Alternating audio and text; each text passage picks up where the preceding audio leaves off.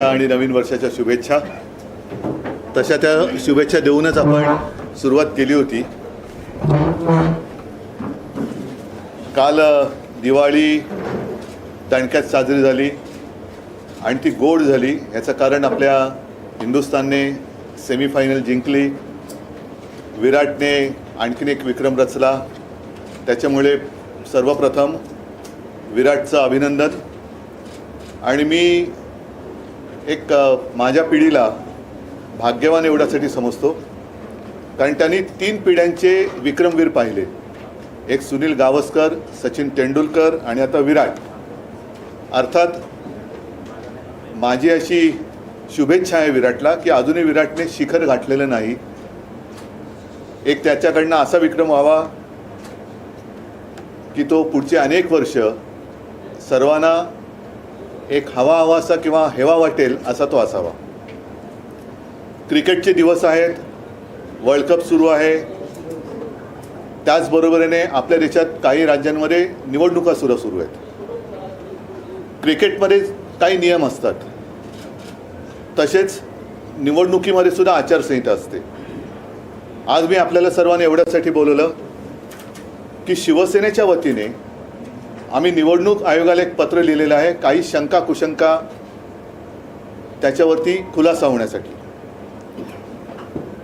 अनेकदा असं वाटतं की केवळ भारतीय जनता पक्ष सत्तेवर बसलाय म्हणून त्यांना फ्री हिट द्यायची आणि आम्ही काय केलं तर मात्र आमची हिट विकेट काढायची. ह्याला काय मोकळ्या वातावरणातल्या निवडणुका म्हणू शकत नाही. अगदी स्पष्ट बोलायचं म्हणजे आपल्याला सर्वांना कल्पना आहे की 1987 साली पार्ल्यामध्ये जी पोटनिवडणूक झाली होती, आमच्याकडनं डॉक्टर रमेश प्रभू विजयी झाले होते. आणि मी जर चुकत नसेन तर भारतीय जनता पक्ष तेव्हा आपल्या विरोधात लढला होता. आणि ही देशातली माझ्या माहितीप्रमाणे पहिली निवडणूक पोटनिवडणूक असली तरी जी हिंदुत्वाच्या मुद्द्यावरती नुसती लढली नाही तर जिंकली गेली. नंतर मग भारतीय जनता पक्ष आमच्यासोबत आला वगैरे वगैरे वगैरे सगळं झालं. पुढचा इतिहास तुम्हाला सर्वांना कल्पना आहे. त्याची आठवण एवढ्यासाठी मी करून दिली की त्या निवडणुकीपासून अगदी 95 साली आमचं सरकार आलं तोपर्यंत आमचे 5 ते 6 आमदार, त्याच्यामध्ये सुभाष देसाई, सूर्यकांत महाडिक, रमाकांत मयेकर, बापू खेडेकर, रमेश प्रभू हे तर बाद ठरवले गेलेच. परंतु सगळ्यात धक्कादायक गोष्ट अशी होती की लोकशाहीमधला मूलभूत जो मतदानाचा अधिकार आहे तो यांच्यासह अगदी शिवसेना प्रमुखांचा सुद्धा 6 वर्षासाठी काढून घेण्यात आला होता. कारण काय होतं तर हिंदुत्वाचा प्रचार केला. वातावरण तेव्हा देशात असं होतं की दुसरं कोणीही हिंदुत्वाबद्दल बोलायला कसरत नव्हतं, बोलू शकत नव्हतं. गर्व से कहो हम हिंदू है हा जो नारा तो विश्व हिंदू परिषदेने दिला असेल, पण जो बुलंद केला तो हिंदू हृदय सम्राट शिवसेना प्रमुखांनी केला. मंदिर वही बनाएंगेचे ते दिवस होते. निवडणुका अगदी तेव्हा जोरात लढल्या जात होत्या आणि केवळ हिंदुत्वाचा प्रचार केला, मंदिर वही बनाएंगेचा प्रचार केला. म्हणून या सर्वांवरती कारवाई केली गेली. हिंदू हृदय सम्राटांवरती सुद्धा जे कधी आयुष्यात निवडणूक लढणारच नव्हते त्यांना निवडणूक लढवण्यापासून लांब ठेवण्यात आलं. आणि परत एकदा सांगतो, मतदानाचा अधिकार काढण्यात आला होता. आज मात्र आम्हाला जरा असं वाटते की निवडणूक आयोगाने आचारसंहितेत किंवा निवडणुकीच्या नियमावलीत काही बदल केले असावेत अशी एक शक्यता वाटायला लागलेत. बदल केले असतील आम्हाला अडचण काहीच नाही आहे, पण केले असतील तर ते सर्वांना सारखे असायला पाहिजेत आणि सर्वांना ते वेळेमध्ये कळले पाहिजेत. हे एवढ्यासाठी मी सांगतोय कारण गेल्या काही महिन्यांपूर्वी ज्या राज्यांच्या निवडणुका झाल्या त्याच्यात कर्नाटक एक राज्य असं होतं की जिथे स्वतः पंतप्रधान मोदीजींनी बजरंगबली की जय बोलून मतदानाचं बटन दाबण्यासाठी जनतेला आवाहन केलं होतं. काल परवाकडे अमित शाह म्हणजे देशाचे गृहमंत्री यांनी मध्य प्रदेशच्या निवडणुकीमध्ये जर तुम्ही भाजपला निवडून दिलं तर अयोध्येला जायला तुम्हाला खर्च येणार की नाही येणार. लोक म्हणाली येणार.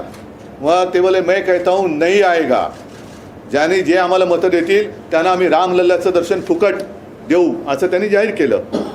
त्याच्यामध्ये दोन गोष्टी आहेत. एक तर पहिली मागणी आमची अशी आहे अमित शहाजींकडे की आपण देशाचे केंद्रीय मंत्री आहात, गृहमंत्री आहात, तुम्ही मध्य प्रदेशपुरती ही मागणी लावून न धरता देशातल्या कानाकोपऱ्यात जेवढे रामभक्त आहेत त्यांना त्यांच्या सोयीनुसार जेव्हा वाटेल त्यावेळेला मोफत अयोध्यावारी भाजपातर्फे करावी ही आमची आग्रही मागणी आहे.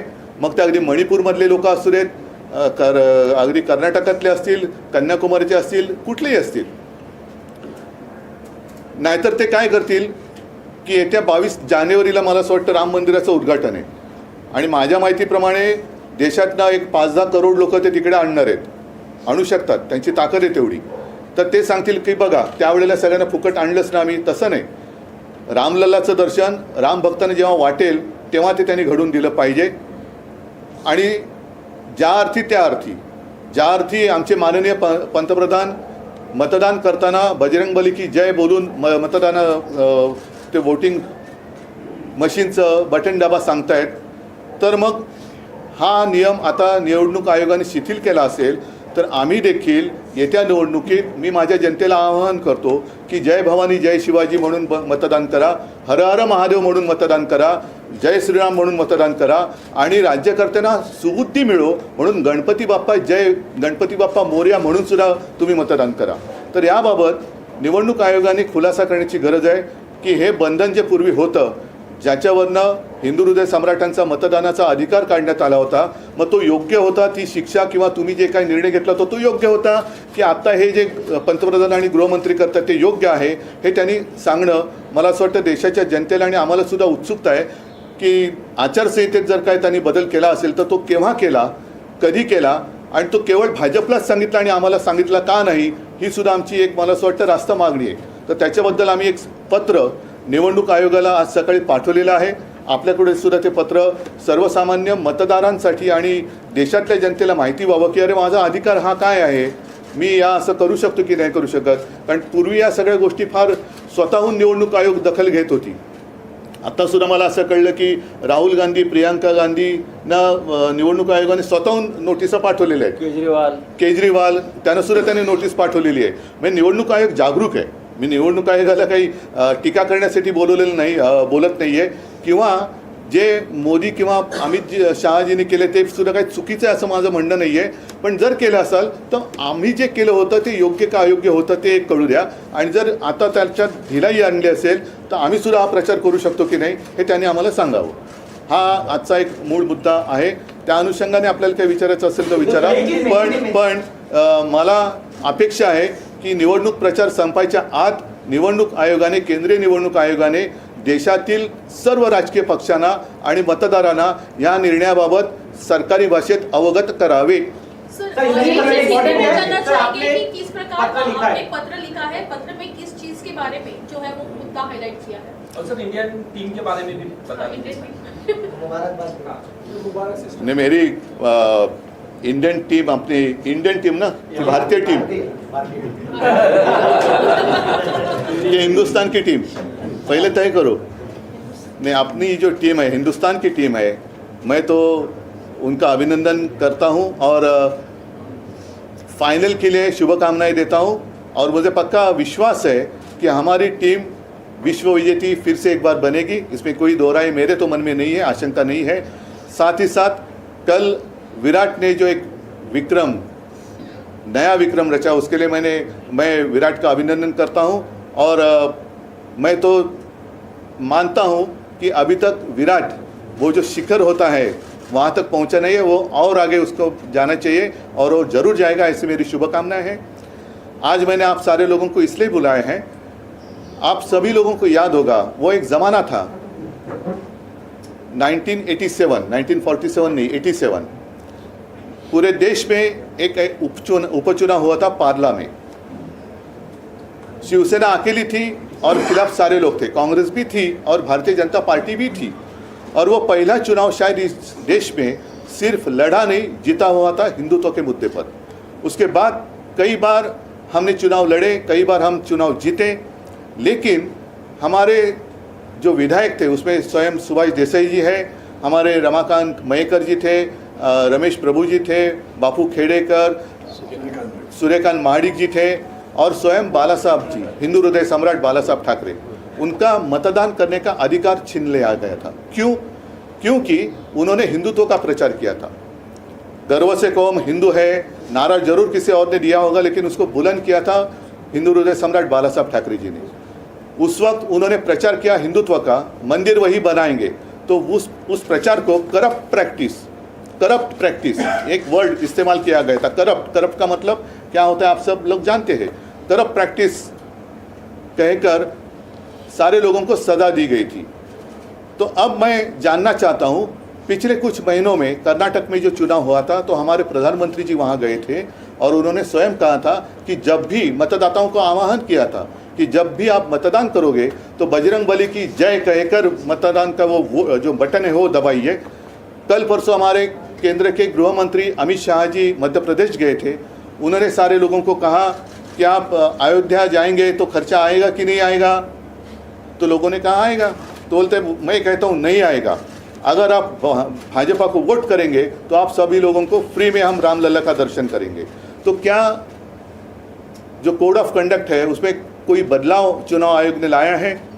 अगर लाया होगा तो सारे लोगों को अवगत करना चाहिए कि आप भी अब भगवान के नाम पर, धर्म के नाम पर वोट मांग सकते हैं। हाँ, ये बात अलग है, शायद अमित शाह जी को अब पता चला होगा कि उनकी जीत अब सिर्फ राम भरोसे है, उनका कर्तृत्व कुछ दिखाई तो नहीं दे रहा है, तो राम भरोसे वो वोट मांग रहे, तो वो बात अलग है। लेकिन उस वक्त जो मेरे पिताजी को हिंदू हृदय सम्राट बाला साहब जी, सुभाष देसाई जो हमारे अन्य लोग थे, उनको जो सज़ा सुनाई गई थी तो वो सही थी या गलत थी? अब क्या उसमें कोई बदलाव लाया गया है? और अगर बदलाव लाया गया होगा तो हमें कोई अड़चन नहीं, हम तो उनका स्वागत करेंगे क्योंकि हमने वो सज़ा तो भुगत लिए।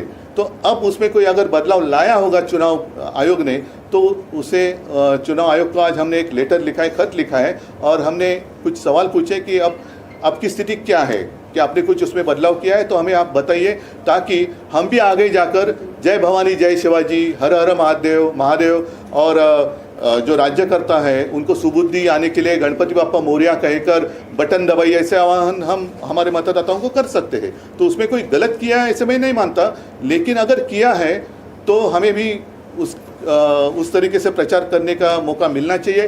नहीं तो जैसे मैंने कहा कि क्रिकेट के दिन चल रहे हैं, सिर्फ वो कुर्सी पे बैठे हैं इसलिए उनको फ्री हिट, और हमने कुछ किया तो हमारी हिट विकेट, ये कानून हमें मंजूर नहीं है। पर सर, जिस प्रकार जैसे कि हम देख रहे हैं कि चुनाव जैसे ही नजदीक आता है, कोई भी राज्य का चुनाव हो, धर्म के मुद्दे पर जो है वो राजनीति ज्यादा गर्माते हम तो चुनाव आयोग ने जितने सारी पाबंदी लगाई है या जितने सारे कोड ऑफ कंडक्ट में नियम है उस पर ही हम प्रचार करते हैं। नाही, मला आता त्याच्यात बोलायचं नाही आहे। पहिले या विषयावरती निवडणूक आयोगाने खुलासा करावा, आणि जसं या सर्व लोकांचा एक लोकशाहीतला मूलभूत अधिकार, मतदानाचा अधिकार, जो कधी कोणी काढू शकत नाही, कारण तुमच्या मतदानावरतीच सरकार निवडून येतं। अशा वेळेला तुम्हाला मत देण्याचा अधिकारच काढून घेतला तर हा निवडणूक आयोगाचा गुन्हा आहे। तो आमच्यावरती लादून तुम्ही आम्हाला शिक्षा केली होती, तर ती शिक्षा योग्य होती की नव्हती, का आता होते ते योग्य आहे, हे त्यांनी आम्हाला सांगावं। आपको लग रहा है चुनाव आयोग पार्शियलिटी कर रहा है बाकी दलों? मैं अभी नहीं कहता कुछ, चुनाव आयोग से उत्तर आने दो। सर, जैसे की प्रश्न आहे की अमित शहा यांनी आचारसंहितेचा भंग केला आहे असं तुमचं म्हणणं आहे? तो केला आहे की नाही हे मला निवडणूक आयोगाने सांगायला हवं। मी असं काहीच म्हणत नाही, कारण मी निवडणूक आयोग नाही आहे। निवडणूक आयोगाने जर काही कायद्यात बदल केला असेल आणि जर का मला तो माहिती नसेल तर ते मी असं बोलणं योग्य नाही। त्याच्यामुळे निवडणूक आयोगाने जर पंतप्रधान आणि केंद्रीय गृहमंत्री असं बोलत असतील तर माझा असा समज आहे की निवडणूक आयोगाने त्याच्यात बदल केला असावा, पण तो असेल तर तो सर्व पक्षांना सांगण्यात आला पाहिजे। विपक्ष के नेताओं को नोटिस इशू किए जाते हैं चुनाव आयोग द्वारा, लेकिन सत्ता पक्ष के साथ ऐसा अब तक देखा नहीं। आपको लग रहा है कि ये दोहरा? नहीं, मैं इसलिए आज कोई उनकी निंदा नहीं करता, वो तो मराठीत म्हणतात ना जागरूक है। जैसे उन्होंने केजरीवाल जी को एक नोटिस भेजी है, मैंने सुना प्रियंका गांधी जी को भेजी है, राहुल गांधी जी को भेजी है। तो अगर मतलब वो काम कर रहा है, ऐसे नहीं कि वो चुनाव आयोग काम नहीं कर रहा है, तो चुनाव आयोग तो काम कर रहा है। तो अभी इतने जागरूक चुनाव आयोग है तो उनको ये भी कहना चाहिए कि ये अनदेखी है कि ये सही है। मुफ्त ट्रेन का लालच दिया जा रहा है वोटर्स को, आपको लग रहा है कि मुफ्त में दर्शन कराएंगे? नहीं, अभी उनका कारोबार सिर्फ राम भरोसे चल रहा है। उनका भरोसा सिर्फ प्रभु राम पर है, दूसरा कुछ नहीं है। वो बात अलग है, वो राजनीति में यहाँ नहीं लाना चाहता। सिर्फ और सिर्फ आज मैं इतना ही चाहता हूँ, इतना ही सीमित रखना चाहता हूँ कि चुनाव आयोग ने हम सारे लोगों को अवगत करना चाहिए कि ये जो हो रहा है या इसे ठीक है, इसको हमने इजाज़त दी है तो हम भी करेंगे। जैसे मैंने कहा, हम भी आह्वान करेंगे, जय भवानी जय शिवाजी करा, हर हर महादेव म्हणा, गणपती बाप्पा मोरया म्हणा प्रत्येकाने। आणि काही जण मग ते निवडणुकीच्या मतदानाच्या वेळेला पूर्ण हनुमान चालीसा वगैरे बोलतील, तब तक कतार चलते रुकी रहेगी सब लोग। उद्धव जी, आपको लगता है कि जब चुनाव आता है तो बीजेपी की तरफ से नया धारणा सामने रखी जाती है? पहले 15 लाख रखा गया, अब एमपी में चुनाव है कि राम दर्शन आपको फ्री में किया जाएगा। मैं इस बारे में अभी कुछ नहीं कहना चाहता, लेकिन इसको इजाज़त है या नहीं, यही सिर्फ मैं यहाँ चुनाव आयोग से समझना चाहता हूँ। उद्धवजी, तुम्ही राम मंदिराचा मुद्दा उपस्थित केला। अनेक निवडणुकांमध्ये राम मंदिर निर्माणाचा प्रश्न हा केंद्रस्थानी राहील। शिवसेनेचं या मंदिर निर्माणात आंदोलनातही सहभाग होता आणि उभारणीतही त्याच्याबद्दल धन्यवाद तुम्हाला। देणगी दिली आणि त्या आंदोलनामध्ये शिवसैनिक होते तर अनेकदा जाहीर झालेले आहे। तर अशा वेळेस 22 तारखेला जे उद्घाटन होतं आहे, तुम्ही स्वतः या उद्घाटन बघा, कार्यक्रमात ऐका, उपस्थित राहणार? हे दूरची गोष्ट आहे। मला असं वाटतं की केवळ त्यांच्या सोयीने ते उद्घाटन करतात निवडणुकीच्या आधी। कारण अशी सुद्धा माहिती आहे की जसं म्हटलं की त्यावेळेला देशातल्या कानाकोपऱ्यातनं हे काही स्पेशल गाड्या, करोडो लोक तिकडे, म्हणजे देशाची लोकसंख्या 1.25 अब्ज असेल तर 1 कोटी 100 कोटी लोक तिकडे कदाचित जमू शकतील। कारण भाजप हा जगातला ताकदवान पक्ष आहे, त्यांना सहज शक्य आहे 100 कोटी लोकांची ते विशाल जनसभा घेऊ शकतात। त्या गर्दीत मी काय जाणार?